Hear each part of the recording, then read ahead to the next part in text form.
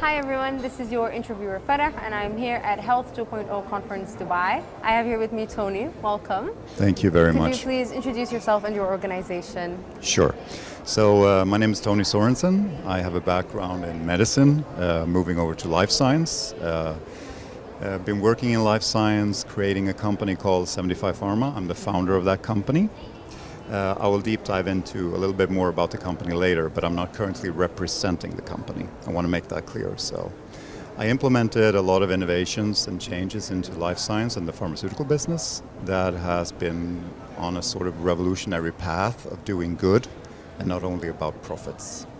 So first off, I'd like to start by congratulating you for winning the award. Thank you. Could you share with us how it felt to receive that kind of recognition and what led you to that win? Wow, thank you so much. It has been like such a crazy journey on so many years, trying to get big pharma to listen about implementing more sustainable business practices, changing the way the corporate mindset, to a more infinitive journey, joining forces, helping the world, not only viewing quarterly reports and being the biggest pharma company. So I have really struggled. It's been a rough time and many years, and it still is in many ways. And I think that the main thing I would say in regards to the business practices is that it is founded on the ethos of doing good, and that's the main thing with the company. And what would you say was your inspiration to pursue this, despite all the challenges that you said that you went through? Right. Actually, there's not only one event, but there's one event in particular that kind of stands out, and that event is a consultant work I did for a very big pharma company.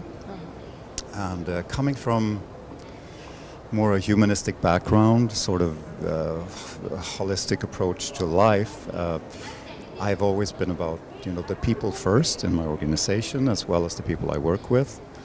And this very big pharma company, and they asked me to do a project. And this project was a centralized approval through the European Medicines Agency on a combination drug. And it was outside the scope of what considered to be the actual the reference interval of how you can get a centralized approval. So there was no new technical innovation. It was a generic combination drug. But they just wanted me to try anyway. So I found a small clause in the middle of like 169 pages document. And the clause said, well, you can get actually a combination generic approved, centralized, if you can argue sufficiently for the common good. And I thought, 2 sentences on a 169 pages document about the common good, and everything else was about, innovation, everything like that. So I put together a really long letter to the European Medicines Agency arguing for how this would benefit the people. So power to the people, right? About treating their ailments and helping out affordable medicine. So I argued for the common good and safety of mankind who are using this new drug. And against all odds, I managed to get this approved. So the company I was working for, they actually made it was a big deal. They got all the European countries at once. They made like 100 million plus, something like that. Oh, wow. But then I kind of felt like a little bit like I was selling my soul, because I argued for the common good to enforce this on this procedure I wanted to enforce on the basis of the common good, but they didn't actually want to do something for the common good. Yeah. They just wanted to make money. Right. So it was heartbreaking. So I still feel it. It was terrible. So I went to bed and I just thought, like, what did I do? I just sold my soul to the devil. I just enforced this thing speaking for the common good, and I couldn't get them to allocate 1% of all the money they made to good causes. So that was a crazy journey. So that's how it started. So I just went my own way. I thought, okay, I'm going to start a new company. I'm going to do everything in the opposite way. I'm going to put together a brand strategy that is about brand values, about doing good first, always looking about doing good, and financial profits, everything else secondary.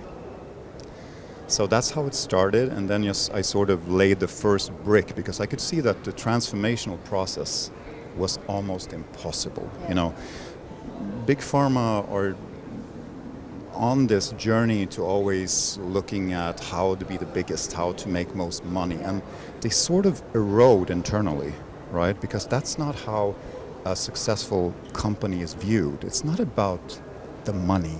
It's about the people involved. It's about the cultural. It's about everything.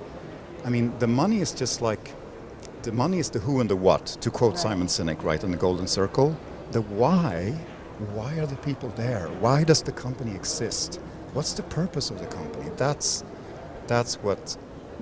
was the reason why I started 75 Pharma. And what would you say are the next steps for 75 Pharma? Well, so here there's kind of a problematic nature. So today, because there is a not so pleasant disruption in the normal ownership of 75 Pharma, and I'm not going to go into any details, but I don't agree with two of the shareholders, and unfortunately I cannot stand by 75 Pharma anymore because I don't stand by some of the actions that they have done. So, but you know, I'm always very innovative, and I never give up. I always go my own way. So something good will come out of this because I'm learning from this mistake about, you know, that you have to be very mindful about who you surround yourself with in the company. And I'm just going to start up fresh. Yeah. Yeah. Best of luck with that. Thank you. Have you found any people here at the conference today that maybe can be a part of your new journey? How have you found the conference so far? Well, actually, they reached out to me. So your colleagues reached out to me and said that somebody had heard about that I was trying to enforce on a regulatory basis serialization over the counter products, which is the first in the world, and I implemented some other innovations that came to their radar. So they reached out and they said that, you know, we love the business practices that you have put into place, and you know, we can see that you have. Oh, it was great. I can almost start crying when I think about it. It was great. So did you make any connections today? Yes, been approached by many people, and yeah, I'm very positive about the future. Well, we hope you enjoy the rest of the conference days, and best of luck with your journey. Thank you. Now, if people would like to reach out to you, are you available on any social media platforms? Yeah, sure. I'm referred to on Instagram, for example, as the Impact Ambassador, Impact_Ambassador, and you can find me on LinkedIn as well, or my name, Tony Sorensen. And I'm sure there is an association also to 75 Pharma, the company that I founded, even though I'm not currently standing by that company. So yeah, I'm always open to collaborative minds, and I am not the kind of person you reach out to if you have an interest of only financial gain. If you're not purpose-driven, don't bother me. So don't waste my time. Yeah. So, but other than that, I'm eager and willing to help. Not only things to benefit the new company, but if I can inspire people and help do good in the world, and you know, create these ripples on the water of doing good, I'm willing to listen to anybody. That's perfect. Thank you so much, Tony. Thank you very and much. Congratulations again. Thank you. It was lovely meeting you. Thank you.